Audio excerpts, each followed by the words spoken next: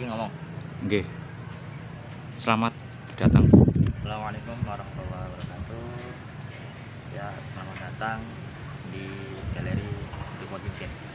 Tepatnya di Trangkil Darussalam, di Desa Temboro, Kabupaten Karas, Kabupaten Magetan. Ya, di sini kita dapat banyak sekali peninggalan sejarah baginda Nabi Sallallahu Alaihi Wasallam, yang mana ini salah satu cabang dari Malaysia. Ya, biar masalah sama ini.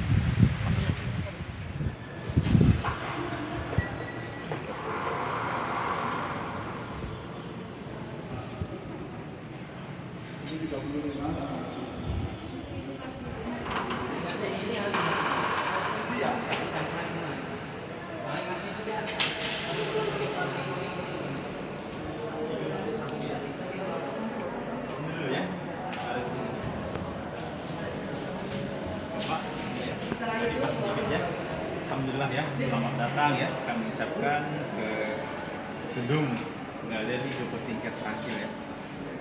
Kita syukur kepada Allah Subhanahu wa taala, Allah memudahkan kita untuk datang ke sini ya, untuk ziarah, untuk melihat-lihat asar-asar atau barang-barang peninggalan orang-orang terdahulu ya.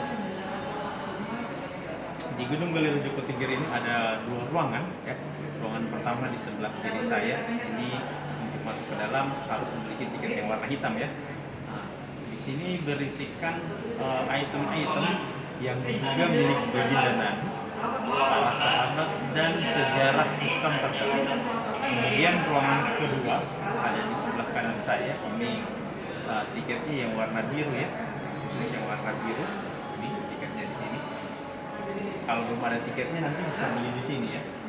Ini berisikan ada rambut Syekh Abdul Qadir Al-Jailani ya, Sultanul Aulia, pimpinannya para wali. Ini lengkap dengan sanad-sanadnya. Kemudian ada satu tongkat yang terbuat dari pohon sawo. Pohon sawo ini ditanam oleh Kiai Haji Hasyim Asy'ari. Dan ada satu kamar ya yang diambil dari referensi kitab, merupakan replika dari kamar baginda Nabi dan Sayyidatina Aisyah. Dan ada beberapa pedang-pedang Rasulullah yang replika.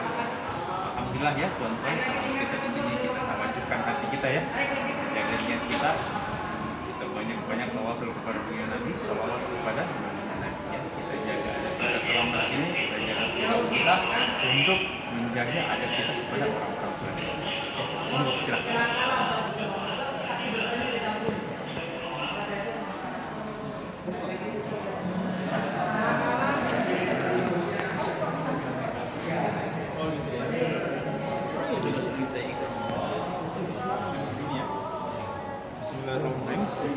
Alhamdulillah, ini merupakan item pertama, merupakan satu buah batu yang Allah firmankan di dalam surat Al-Fil, wa arsala alaihim tayran ababil tarmihim bijaratin min sijil. Ini adalah batu sijil yang dibawa oleh kawanan ababil untuk menghancurkan pasukan bergejah milik Raja Abraha. Menurut riwayat, setiap satu burung membawa 3 buah batu pada saat itu. Yang pertama digigit pakai paruhnya, duanya dicengkram pakai kaki. Kemudian setiap batu bertuliskan nama prajurit Raja Abraha yang tidak meleset sedikit pun. Tidak meleset sedikit. Dan batu ini pernah diteliti oleh arkeolog asal Inggris, bahwasanya sampai saat ini batu ini masih memiliki serat apinya di dalam. Elemen-elemennya, seratnya di dalam masih memiliki serat api. Hanya saja batu ini di luarnya sudah dingin ya, Bapak Ibu, dingin. Dan alim ulama mengatakan kepada kita ya, menyampaikan kepada kita, kalau kita lihat batu ini maka kita doa kepada Allah, ya Allah, cukup engkau perlihatkan batu ini di dunia saja, jangan sampai engkau perlihatkan batu ini kepada saya di akhirat, karena di akhirat tempatnya ada di dalam.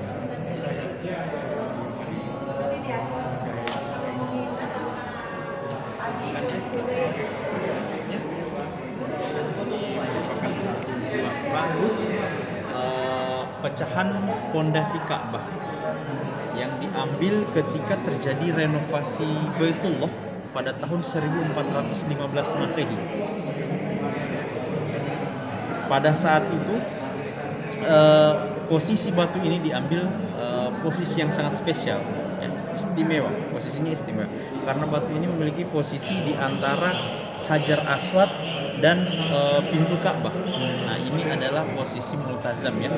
Posisi di mana kalau seseorang doa di multazam itu, tempat multazam, maka doanya mustajab, makbul. Akan diterima langsung oleh Allah Subhanahu wa taala. Maka hendaknya kita doa, ya, perantaraan batu ini, tabarukan batu ini pernah berada di multazam, ya Allah, mudahkanlah kita untuk sampai ke Baitullah.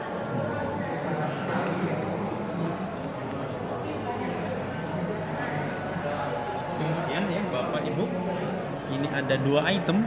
Yang pertama, tongkat yang di atas ini merupakan tongkat yang diduga milik Imam Ghazali rahmatullah alaih. Menurut riwayat, tongkat ini didapatkan beliau dari guru beliau, dan gurunya mendapatkan dari gurunya lagi, sampai yang terakhir tongkat ini didapatkan dari Sayyidina Utsman radhiyallahu anhu, khalifah ketiga, ya. Jadi kurang lebih umur tongkat ini sudah 1400 tahunan, ya. Sudah 1400 tahunan, ya. Dan tongkat ini terbuat dari kayu sihabun. Dan ini yang di bawah ini merupakan tongkat kepunyaan Kiai Haji Mbah Sidik. Siapa beliau? Beliau adalah kakek dari Romo Kiai Ubed dan Romo Kiai Fatah.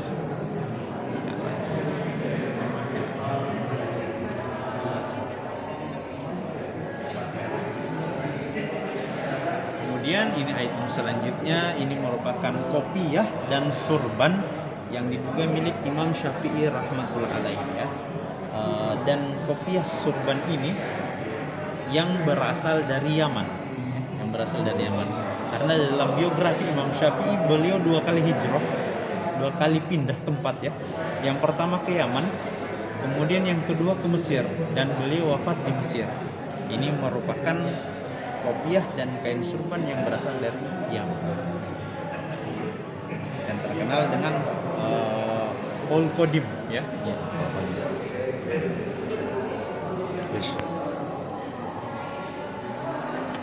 Kemudian Bapak Ibu, ya, di sini ada 2 item, ada 2 bingkai. Yang ini bertuliskan surat Al-Ikhlas dan ini bertuliskan Alhamdulillah. Ini merupakan kain kiswah, ya, kain kiswah yang diambil pada tahun 1437 Hijriah. 1437 Hijriah, kurang lebih 2015.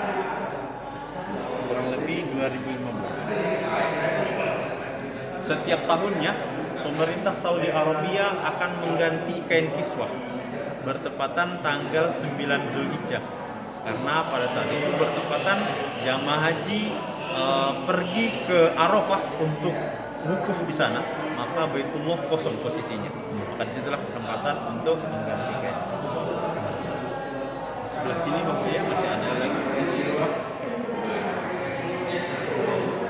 Sebelah sini, Masya Allah, ini kain kiswah yang diambil pada tahun 1438 Hijriah atau kurang lebih 2016. Bisa disentuh kalau mau, enggak boleh.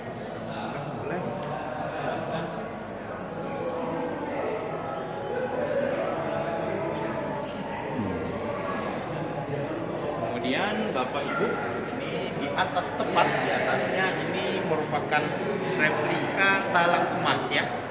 Replika talang emas. Ini talang emas ini sendiri fungsinya untuk mewadah air hujan yang turun di Ka'bah, nanti keluarnya lewat sini. Nah, biasanya ketika air hujan turun, maka jamaah yang di sana berebutan, ya. Dan keistimewaan yang paling utama dari talang emas ini, kalau seseorang doa tepat di bawah talang emas ini, maka doanya mustajab. Ada 2 tempat yang makbul doa. Yang pertama di talang emas, yang kedua nanti di multazam sebelah sana, ya. Kemudian ini ada garis hitam, ini merupakan replika dari Hijr Ismail. Hijr Ismail kalau di Baitullah merupakan tembok setinggi dada, ya, setinggi dada. Kalau di sini kami buat garis hitam saja. Nanti masuknya lewat sini, keluarnya lewat sini. Dan Hijr Ismail ini sendiri masih merupakan bagian dalam Ka'bah. Maka barang siapa yang sholat di Hijr Ismail, maka sama saja dia sholat di dalam Ka'bah. Sholat di dalam Ka'bah. Jadi di sini ya. Baik, ini merupakan replika dari pintu Baitullah, pintu Ka'bah, dan ini merupakan kunci penutup pintu Baitullah. Kurang lebih seperti ini. Kaligrafinya, coraknya kurang lebih sudah seperti ini. Tulisannya dan posisi multazam sendiri ini ya, Bapak Ibu, jarak antara pintu dan Hajar Aswad ini. Maka saking spesialnya, saking fadilahnya begitu besar, maka orang di sana itu sampai rela untuk membayar orang guide ya untuk bagaimana bisa sampai ke sini. Tapi kalau kita tidak bisa sampai, kita usahakan doa sejajar dengan ini multazam. Arahnya sana kita doa kepada Allah ya. Kalau tidak bisa sampai. Kemudian ini merupakan replika dari Hajar Aswad. Kalau di sana Bapak Ibu ya, ini merupakan perak murni, wadahnya perak murni. Kemudian ini merupakan batu, dan Hajar Aswad sendiri ini merupakan batu kecil berjumlah 8 buah ya, yang sudah berwarna hitam. Ini merupakan batu dari surga yang Allah turunkan ke dunia. Aslinya berwarna putih seperti susu, karena terlalu lama di dunia dan saking banyaknya dosa manusia berubah menjadi hitam. Dan ini adalah contoh dari kain kiswah yang tidak berbordir ya, yang tidak berbordir seperti ini. Kain polos, kain kiswah yang tidak berbordir.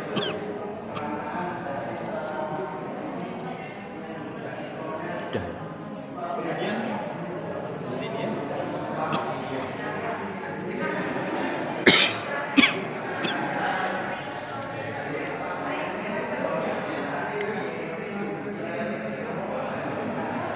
Ini merupakan replika dari makam Ibrahim, Pak ya. Makam Ibrahim bukan kuburan Nabi Ibrahim, tapi merupakan batu pijakan Nabi Ibrahim ketika beliau membangun Ka'bah. Ketika membangun Baitullah. Aslinya makam Ibrahim ini nempel dengan dinding Baitullah ya, dinding Ka'bah. Hanya saja pada saat pemerintahan Sayyidina Umar, beliau memerintahkan untuk menggeser beberapa meter makam Ibrahim menjauh dari Baitullah, sehingga keadaannya seperti saat ini ya. Ka'bah agak jauh dari makam Ibrahim. Aslinya ini merupakan batu pijakan Nabi Ibrahim untuk membangun.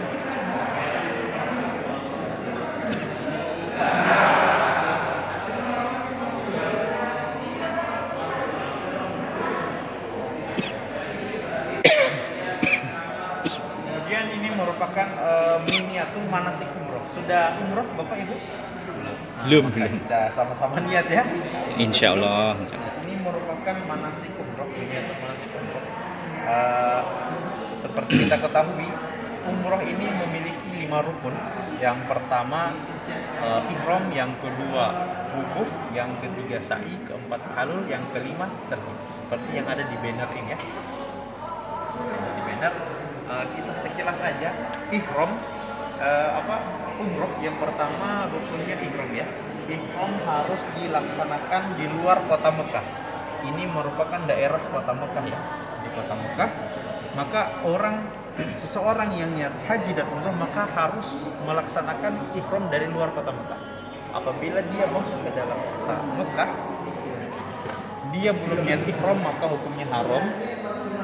Hanya saja umroh dan hajinya tetap sah. Nanti di akhir dia harus bayar dam 1 ekor kambing. Kalau kita orang Indonesia, posisinya Indonesia ada di sebelah sini ya. Di sebelah sini Baitullah. maka mikot asli kita adalah Masjid Yalamlam di sini. Masjid Yalamlam. Ketika kita sudah sampai di Yalamlam, maka kita sudah harus niat ihram dan pakai pakaian ihram. Nah, apabila kita umroh ya, ziarah dulu ke Masjid Nabawi di Madinah. Madinah sebelah sana, Bapak Ibu. Maka mikotnya adalah di sini. Di Bir Ali ya, di Masjid Zulhulaifiyah di sebelah sini. Mikot ini adalah tempat terakhir ya. Seseorang harus niat ihram dan pakai pakaian ihram.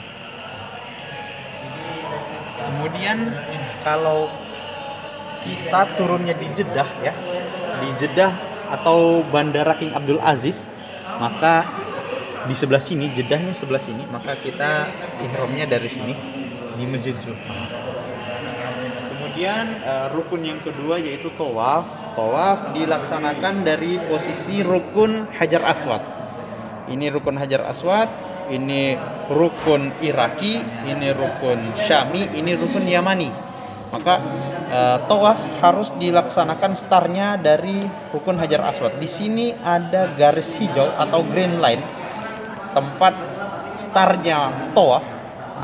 Kalau kita dekat dengan Hajar Aswad, hendaknya kita sentuh Hajar Aswadnya ya. Ini kita sentuh di sini. Tapi kalau jauh cukup kita lambaikan tangan saja. Posisi badan bahu kiri di sebelah Ka'bah. Kemudian mutar 7 kali. Mutar 7 kali sambil mengucapkan labbaik Allahumma labbaik dan seterusnya. Sampai 7 kali, selesai 7 kali maka sunnah untuk minum air zam-zam di sebelah sini. Kemudian setelah itu sunnah sholat 2 rakaat menghadap ke makom Ibrahim di sebelah sini. Setelah itu selesai rukun kedua yaitu tawaf, kita ke rukun ketiga sa'i. Nah, kita ke Safa dan Marwah untuk melakukan sa'i ya. Sa'i artinya lari-lari kecil. Dari Safa ke Marwah, Marwah ke Safa ini dihitung 1 kali, diulangi sebanyak 7 kali. Diulangi sebanyak 7 kali. Kemudian setelah sa'i maka kita ke sebelah sini keluar ya, untuk melakukan rukun yang keempat yaitu tahallul. Tahallul artinya nyukur rambut. Nah, minimalnya 3 helai. Kalau laki-laki sunnahnya botak, dan kalau perempuan cukup dipotong sedikit saja, itu sudah sah tahallulnya. Nah, maka kalau selesai rukun yang keempat tahallul, maka sudah selesai amalan umroh, sudah sah umrohnya. Karena yang kelima hanyalah tertib. Yang penting tidak diputar balikan ya urutannya, maka sudah sah. Kita ke sebelah sana dulu Pak ya. Paling ujung.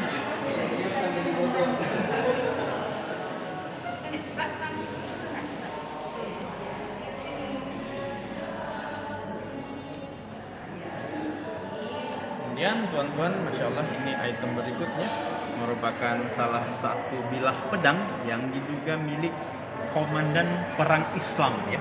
Komandan perang Islam yang tidak pernah terkalahkan seumur hidup beliau, yaitu Sayyidina Khalid bin Walid. Sayyidina Khalid bin Walid ini menurut riwayat beliau memiliki 200 bilah pedang. 200 bilah pedang, salah satunya ini terbuat dari besi yang beratnya kurang lebih 5,5 kg.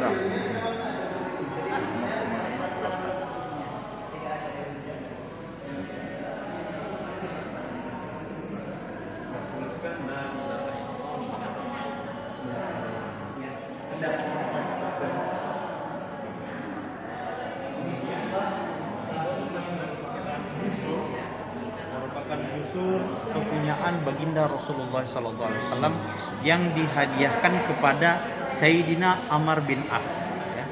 Ini yang merupakan busur baginda Nabi yang dihadiahkan kepada Sayyidina Amr bin As. Ini busurnya, kemudian ini anak panahnya terbuat dari kayu. Nanti di ujungnya dimasukin besi ya, ujungnya besi. Kemudian talinya ini sendiri, bendingnya merupakan terbuat dari kulit unta.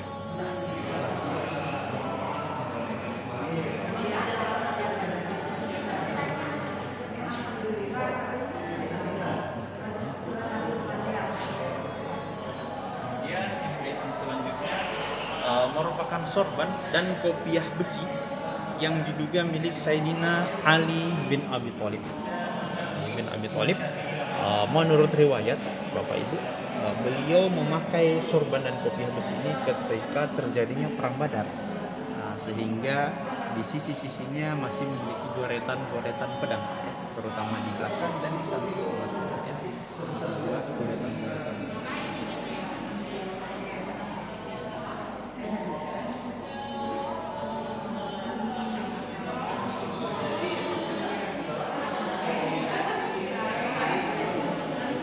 Kemudian ini merupakan salah satu pedang yang diduga milik Sayyidina Husain radhiyallahu anhu. Beliau mendapatkan pedang ini dari ayah beliau, Sayyidina Ali radhiyallahu anhu ya. Keistimewaan pedang ini sendiri memiliki dua sisi yang sama tajamnya, atas bawah tajam dua-duanya ya. Kemudian ujungnya terbelah dua ya, terbelah dua. Kemudian bertuliskan ya Allah, ya Muhammad, ya Ali Khalifatul Mu'min. Salah satu penggunaan ujungnya itu terbelah dua itu ketika masuk ke dalam perut atau badannya itu bisa langsung menggunting di dalam, putus semua. Yang masuk itu putus semua.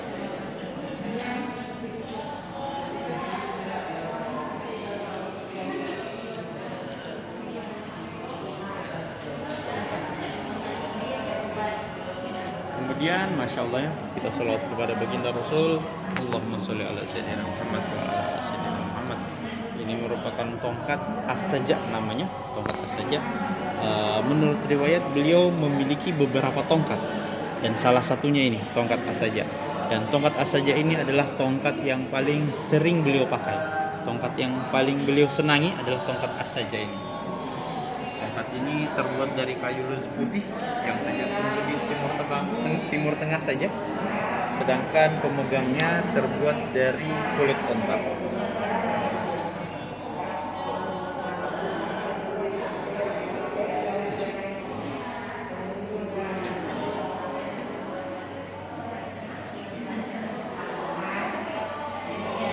Yang ini, tuan-tuan, ini merupakan potongan sorban baginda Rasulullah Sallallahu Alaihi Wasallam ya, yang diduga milik baginda Nabi, baik yang warna hitam dan yang putih yang ada di dalam tabung kaca ya, seperti ini. Oh, berarti yang di tabung kaca asli ya? Ya Bapak? Yang di tabung kaca asli ya, sorban asli. Sorban asli. Tinggal potongan-potongan. Iya, tapi asli kan? Asli. Iya. Kalau ada sertifikat seperti ini, Iya. nah itu semuanya asli. Asli ya? Iya. Kalau ada sertifikatnya seperti ini.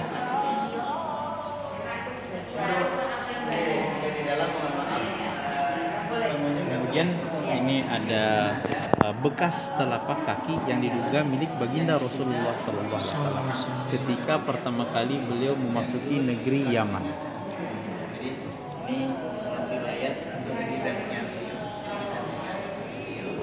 Silahkan gabung di sebelah sini. Tidak. Yang masih hidup sampai sekarang ada di Yordan. Nanti kalau jenengan ada kesempatan ziarah ke umroh, harus mampir ke Yordan. Amin. Ini bagian dalam Ka'bah. Nah, ini foto makam baginda Nabi SAW. Ini pintu makam beliau. Ini bagian dalam dari makam baginda Nabi SAW. Panjang ya? Nah, kain kiswahnya ini dan ini bisa jenengan lihat di sebelah sana. Ini kain kiswah Ini ya, makam dan makamnya kain ya. kiswah bagian dalam.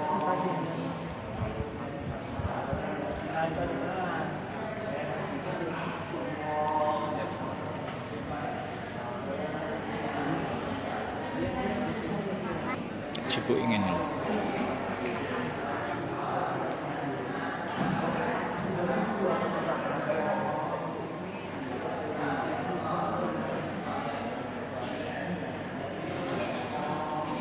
Di sini ada sedikit beras. Ini sedikit beras yang tertuliskan surah Al-Ikhlas. Lihat bentuk asli dari beras tersebut.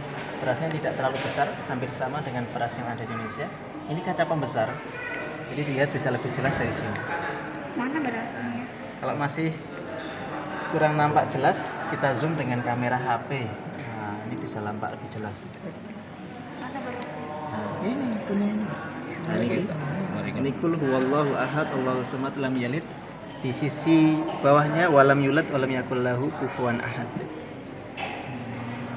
Beras dari Iran yang sudah berusia sekitar 100 tahun. Yang nulis ini ada penulisnya nggak? Sampai sekarang belum diketahui Ustaz, siapa penulisnya.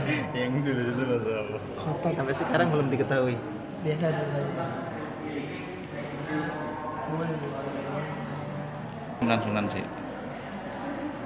Ada beberapa pameran foto ya, Bapak Ibu bisa lihat keterangannya ada di bawah. Kalau ini khusus Wali Songo. Nanti di sebelah sini ada lagi. Ini sudah di pagar ya, tidak boleh dimasuki. Pagar ya, karena sama Wahabi ya, salah Wahabi tidak boleh. Ziarah kuburan karena sudah di pagar ini. Beliau. Kalau ini kubur Sayyidatina Aminah, ibunda baginda Rasul yang terletak di Ampang, kampungan antara Mekah dan Madinah. Kalau ini makam Sayyid Abdullah bin Abdul Muthalib, ayahanda baginda Rasul, yang aslinya terletak di sini Ibu ya. Saya kita lihat ini pintu 8. Aslinya di sini sekarang sudah tidak ada ya. Sudah dihilangkan oleh pemerintah Saudi Arabia. Aslinya seperti ini, di sini ada, di sini ada. Ini foto dahulu, yang sekarang seperti ini. Ini sudah marmer seperti biasa. Tapi kalau orang-orang yang tahu tempatnya, tepat di pintu 8 tekel kelima, maka biasa orang ziarah di situ kepada ayahanda Rasul. Merupakan pondok tertua di India. Pondok tertua di India.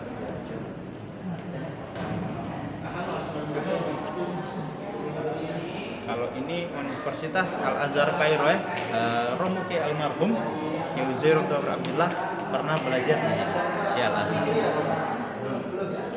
Sedangkan di sampingnya ada Darul Ulum di Noriton.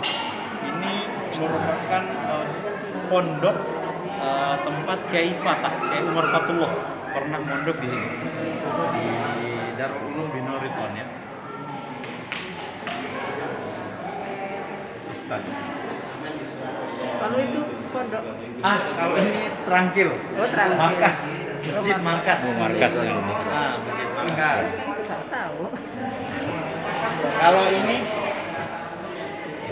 Gua Hira ya, tempat pertama kali baginda Nabi menerima wahyu ketika beliau berumur 40 tahun. Di sampingnya ada Gua Ashabul Kahfi, gua tempat ada 7 orang pemuda menyelamatkan imannya masuk ke dalam gua dan Allah tidurkan beserta anjingnya sekaligus. Kurang lebih selama 309 tahun. Di sampingnya ada Gua Sur. Gua Sur adalah merupakan gua tempat bersembunyi baginda Nabi dengan Sayyidina Abu Bakar ketika terjadinya hijrah, ketika beliau dikejar oleh kaum kafir Quraisy. Pada malam hijrah beliau bersembunyi di dalam Gua Sur. Dan kurang lebih jauhnya dari Mekah 6 sampai 7 km dari kota Mekah. Dan ini tempat kelahiran baginda Rasulullah SAW yang dahulunya dijadikan maktabah atau perpustakaan oleh pemerintah Saudi Arabia. Kalau sekarang sudah ditutup, 11 sudah tidak bisa dimasuki lagi. Ini surat Rasulullah kepada Heraklius. Tulisannya masih tulisan awalnya turun Al-Quran ya. Titik dan harokatnya tidak ada. Terus ini terjemahannya? Bukan. Ini Santi salah. keterangannya saja, ini risalah ini. Rasulullah SAW ya. Kalau ini suratnya. Ini tepatnya sekarang berada di Jordan, di Amman. Ini tempatnya sekarang. Dan biasa kalau di sini kan kami taruh di kotak kaca, kemudian ada keterangannya. Oh, ini Bahasa Indonesia, ini keterangannya yang di sana. Kemudian ini merupakan peta hijrah baginda Nabi ya. Peta hijrah baginda Nabi sini. Sini ya. Jalur umum ke Madinah dari Mekah ini. Ya. itu jalur. Ini jalur umum. Beliau mengambil jalan yang tidak umum sehingga jauh lebih berkali lipat lagi jauhnya. Dari Mekah ke Madinah kurang lebih 320 km. Beliau lewat sini kurang lebih sampai 400 km. Dilalui selama 20 hari. Beliau dengan Sayyidina Abu Bakar. Salah satu ilmunya beliau, kemudian Ini ada pohon yang viral sekarang ini, pohon gorkot. Pohon yang sedang dibudidayakan oleh orang Israel, Yahudi. Ya. Pohon ini nanti ketika di akhir zaman, ketika seluruh benda berbicara, ketika orang kafir ada di dalam atau di belakangnya benda tersebut, maka semua berbicara. Ada orang kafir di belakang saya. Ketika pada saat itu mau dibunuh ya sama Nabi Isa, maka khusus gorkot ini tidak akan ngomong mereka, tidak akan ngomong ini pohon gorkot ini. Nah, ketika masuk ke dalam maka diam, maka mereka tahu ini. Maka sekarang mereka lagi marah tanam pohon gorkot, persiapan untuk akhir zaman nanti. Sembunyi. Itu ngengkelnya orang Yahudi yang sudah tahu tapi masih mau buat celah-celah untuk Diakali. diakali. Nah, kemudian ini merupakan babulut atau gerbang Lut ya. Babulut atau gerbang Lut yang sudah disertakan oleh baginda Nabi dulu 1400 tahun yang lalu. Ini nanti merupakan tempat terbunuhnya Dajjal oleh Nabi Isa alaihissalam ya. Pohon ini, khusus pohon ini ditebang mau bagaimanapun ini tidak bisa. Ini dari dulu pohon ini, keistimewaannya pohon ini. Dan distrik Lut ini, Babulut ini dahulu belum ada ya namanya. Ketika sekarang terjadi pemekaran wilayah, baru dibuat ada namanya Babulut di Tel Aviv di Israel. Jadi dulu belum ada namanya Babulut. Nanti sekarang sudah ada Babulut. Babulutnya sudah ada, tinggal nunggu Dajjalnya lagi. Kemudian ini rumah Sayyidatina Khadijah ya, asar-asarnya ya, sisanya seperti ini. Kalau sekarang sudah tidak seperti ini, sekarang sudah jadi pelataran Masjidil Haram.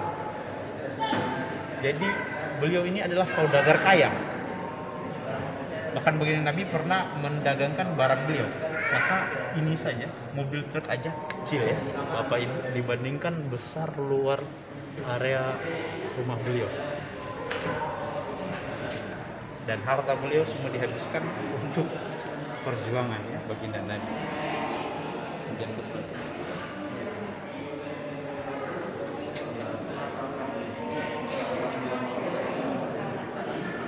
Ini ada satu buah kendi ya atau wadah air zam-zam yang diduga milik baginda Rasulullah SAW. Keistimewaannya lubangnya cuma satu ya.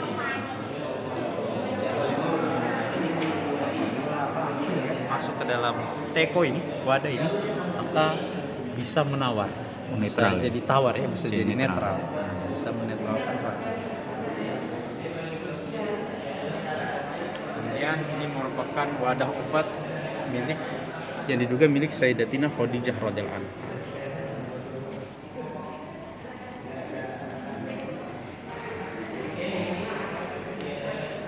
Kalau yang ini wadah susu yang diduga milik Sayyidatina Fatimah dan pernah digunakan oleh Sayyidina Ali, Sayyidina Hasan dan Husain.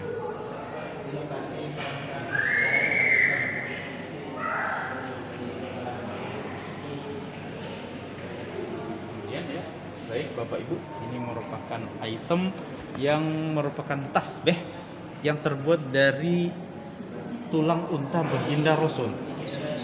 Hanya saja ini bukan merupakan tasbih baginda Nabi ya, karena ketika baginda Rasul wafat, maka unta beliau masih hidup pada saat itu.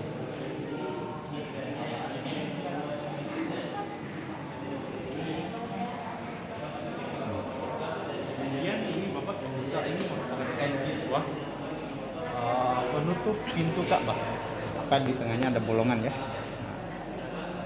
Ini diambil pada tahun. Replika atau asli nih? Kalau ini replika Ibu. Replika ya. Replika ini menyerupai yang di tahun 2004. Di 2004 seperti ini. Kalau yang aslinya di sana Bapak Ibu, ini terbuat dari emas ya, rajutan emas dan perak. Oh, yang Bordiran ini? Iya. Rajutannya ini, bordirannya terbuat dari emas dan perak. Kalau yang ini replika dari zaman Turki Utsmani. Kain kiswah penutup pintu Ka'bah pada zaman Turki Utsmani seperti ini.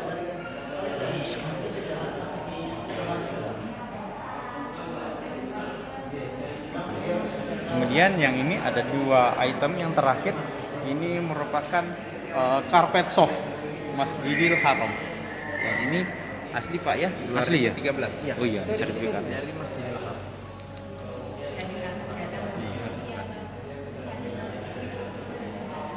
Yang satunya Masjid Nabawi 2019 atau 1440 Hijriah. Ini masih baru. Iya. Silahkan ya Bapak Ibu, kalau mau foto ambil video lagi silahkan. Kalau capek bisa istirahat. Iya, Makasih Mas. di sana ada air Pak, ya Bu. Iya iya. Kalau haus. Dari satu Benar. Tapi, oh, saya.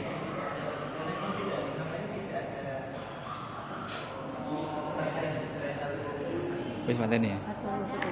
Foto. Buat video, Kak, buat video sedikit. Mbak Adik, foto.